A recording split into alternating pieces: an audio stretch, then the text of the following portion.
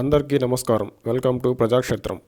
పవన్ కళ్యాణ్ గారు తాజాగా చేసిన వ్యాఖ్యలు వైరల్గా మారడంతో పాటు బీజేపీతో పొత్తు అంశానికి తెరదించాయి. టీడీపీ బీజేపీలను కలపడం కోసం పవన్ కళ్యాణ్ గారు ఎంతో చేసినట్టు చెప్పిన దాంట్లో కొంత నిజం ఉన్నప్పటికీ కేంద్ర పెద్దలతో చివాట్లు సైతం తిన్నట్టు చెప్పడం ఒకంత ఆశ్చర్యం కలిగించే అంశం. ఆ వ్యాఖ్యలను బట్టి చూస్తే బీజేపీకి టీడీపీతో పొత్తు ఇష్టం లేదని స్పష్టంగా అర్థమవుతుంది. బీజేపీ పెద్దల వద్ద చేతులెత్తి దండం పెట్టి రాష్ట్రం కోసం పొత్తుకు ఒప్పుకోవాలని ప్రాధాయపడినట్టు పవన్ కళ్యాణ్ గారు చెప్పారు. అయితే రాష్ట్ర ప్రయోజనాల పట్ల పవన్ కళ్యాణ్ గారి చిత్తశుద్ధిని శంకించాల్సిన అవసరం లేకపోయినా మరీ అంతలా ప్రాధాయపడి చివాట్లు తిని బీజేపీకి ఇష్టం లేని పొత్తుకు వారిని ఒప్పించాల్సిన అవసరం ఉందా అనేది ప్రజల నుంచి వస్తున్న ప్రశ్న.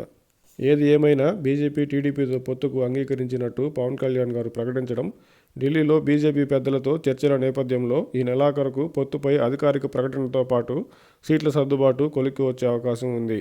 టీడీపీ బీజేపీ మధ్య సయోధ్యకు పవన్ కళ్యాణ్ గారు చేసిన ప్రయత్నం ఫలిస్తే మంచిదే కానీ అలా కాని పక్షంలో పవన్ కళ్యాణ్ గారి వలనే తాము బీజేపీతో కలవాల్సి వచ్చిందని, బీజేపీతో పొత్తు కారణంగానే ప్రతికూల ఫలితం వచ్చిందని అంతా పవన్ కళ్యాణ్ గారే చేశారనే అపవాదం కూడా మోయాల్సి వస్తుంది. రాష్ట్ర భవిష్యత్తు ప్రయోజనాల రీత్యా పవన్ కళ్యాణ్ గారి ప్రయత్నాలు ఫలించాలని జన సైనికులు ఆశిస్తున్నారు.